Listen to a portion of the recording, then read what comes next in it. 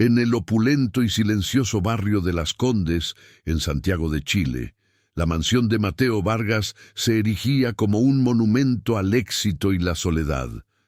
Cada noche, las luces de la ciudad titilaban a través de los ventanales, pero dentro, una oscuridad más profunda reinaba.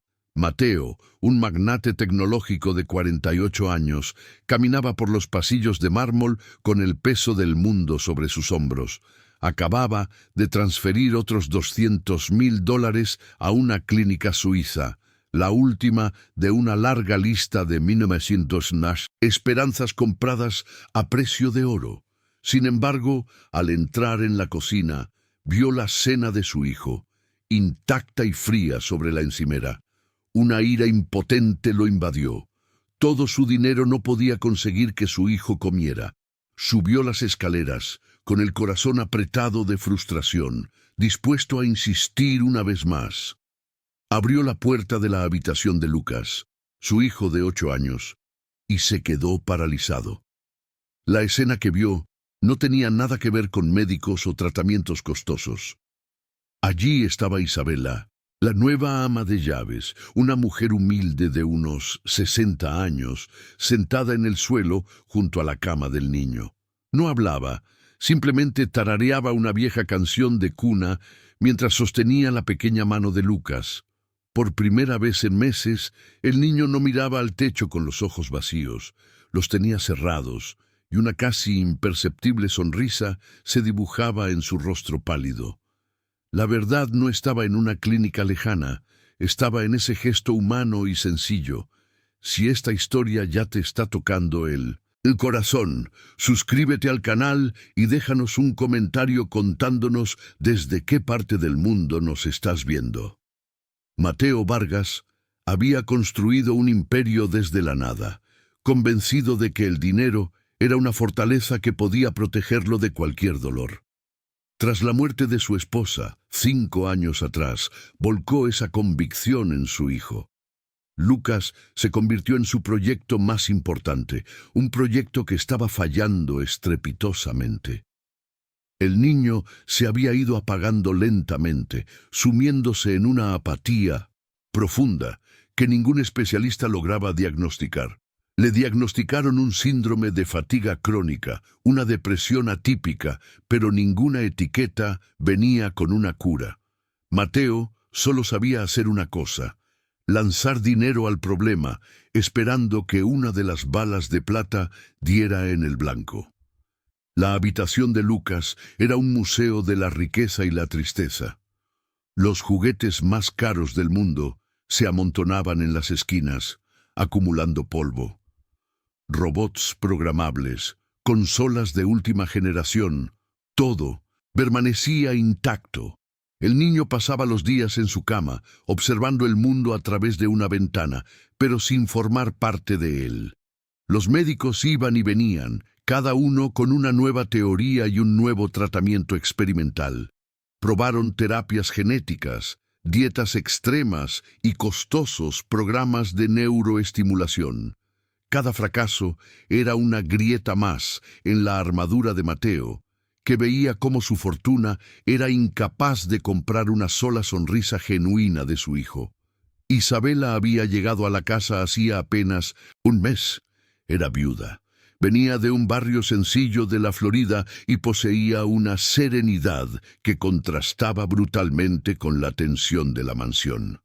Había perdido a su propio hijo en un accidente hacía muchos años y reconocía el lenguaje del dolor silencioso. Desde el primer día, observó, vio a un padre que amaba a su hijo con desesperación, pero que no sabía cómo conectar con él. Le hablaba de tratamientos y médicos, pero nunca le preguntaba cómo se sentía. Le compraba regalos, pero nunca le regalaba su tiempo. La noche de la canción de cuna lo cambió todo. Al día siguiente, Mateo, con una humildad que no sabía que poseía, se acercó a Isabela en la cocina. Le preguntó por la canción. Ella, con sencillez, le contó que era la misma que su madre le cantaba a ella cuando tenía miedo. A veces, el alma solo necesita una canción, señor, no un doctor, le dijo suavemente. Aquellas palabras tan simples resonaron en el vacío de Mateo. Ese día no llamó a ningún médico. Por la tarde, en lugar de revisar sus acciones, entró en la habitación de Lucas y torpemente se sentó en el suelo, como había visto hacer a Isabela. Fue un comienzo difícil. Mateo no sabía qué decir. Le habló del trabajo, de un nuevo software, y Lucas seguía en silencio. Pero Mateo no se rindió. Al día siguiente, le llevó un viejo álbum de fotos y comenzó a contarle historias de su madre, de cómo se conocieron. Por primera vez, vio un destello de interés en los ojos de Lucas. La gran decisión llegó una semana después, cuando canceló el vuelo a la clínica de Suiza. En su lugar, llevó a Lucas al Cajón del Maipo, un lugar al que solían ir los tres juntos. Allí, junto al río, Lucas apoyó su cabeza en el hombro de su padre y susurró: «La extraño». El camino no fue fácil. Mateo se sentía un impostor en ese nuevo rol. Estaba acostumbrado a dar órdenes, a cerrar tratos millonarios, pero se sentía un completo inútil, intentando consolar a su propio hijo. Hubo días de silencio y retrocesos que lo tentaban a volver a sus viejos métodos. Sus socios de negocios no entendían por qué delegaba tantas responsabilidades, y uno de los médicos más prestigiosos que había contratado lo llamó para advertirle que estaba siendo irresponsable al abandonar un enfoque científico por un sentimentalismo sin fundamento. La presión externa era un recordatorio constante de lo fácil que sería volver a firmar un cheque. Una tarde, Lucas sufrió una recaída severa. Se negó a salir de la cama.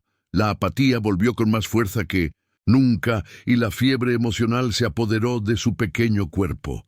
El pánico se apoderó de Mateo. Todo su progreso parecía una ilusión. Su instinto primario gritó: «¡Médicos, hospitales, dinero!». Tomó su teléfono con el número de la ambulancia aérea a Suiza listo para ser marcado. Sintió que la solución real, la que costaba una fortuna, era la única que podía funcionar. El amor no era suficiente, pero antes de pulsar el botón de llamada, su mirada se cruzó con la de Isabela, que había entrado silenciosamente en la habitación. Ella no dijo nada, simplemente negó con la cabeza lentamente, con los ojos llenos de una compasión que lo desarmó. Entonces miró a su hijo, tan frágil y pequeño en esa cama inmensa. Comprendió que lo que Lucas necesitaba no era el mejor hospital del mundo, sino lo único que su dinero no podía comprar: a su padre vulnerable y presente. Dejó el teléfono en la mesilla de noche. Se quitó los zapatos, se acostó en la cama junto a Lucas y lo abrazó con una ternura que había mantenido encerrada durante años. Por primera vez no intentó solucionar nada. Simplemente compartió su dolor. «Yo también la extraño, hijo mío», le dijo, con la voz rota por las lágrimas. «Y tengo tanto miedo de perderte a ti también». En ese momento de honestidad brutal, el muro entre ellos se derrumbó. Lucas se acurrucó contra su pecho y con un hilo de voz respondió la frase que lo curaría todo: «Te extrañé, papá». ¿Te está gustando esta historia?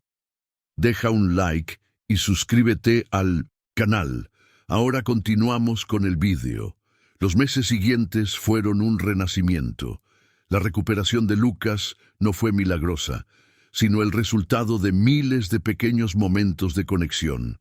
Mateo aprendió a escuchar, a jugar en el suelo, a leer cuentos antes de dormir y a entender que la presencia era el regalo más valioso. Redujo drásticamente sus horas de trabajo, vendiendo una parte significativa de su empresa para dedicarse a lo que realmente importaba. La mansión, antes fría y silenciosa, comenzó a llenarse de risas.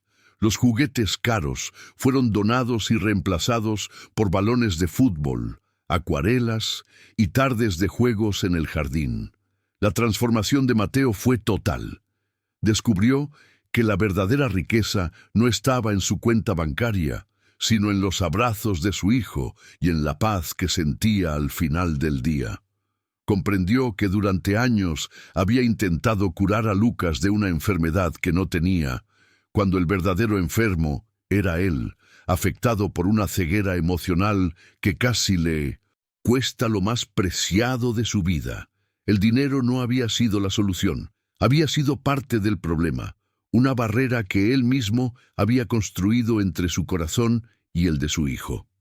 Un año después, en un evento soleado, Mateo y un saludable y enérgico Lucas inauguraron la Fundación Alma, una organización dedicada a dar apoyo emocional y terapéutico a niños que han perdido a uno de sus padres. Isabela estaba a su lado como invitada de honor. Mateo, en su discurso, no habló de cifras ni de negocios. Habló de una canción de cuna, de un abrazo y de cómo la verdad más sanadora a menudo se esconde en los gestos más sencillos. Vio a su hijo correr por el césped con otros niños y supo que, finalmente, había hecho la inversión más rentable de su vida. ¿Han hecho algún gesto de bondad que cambió una vida? Dejen un corazoncito si creen que el amor es más poderoso que cualquier riqueza. Suscríbanse para más historias de segundas oportunidades. Comenten, el amor no tiene precio, si ustedes también creen en la bondad humana.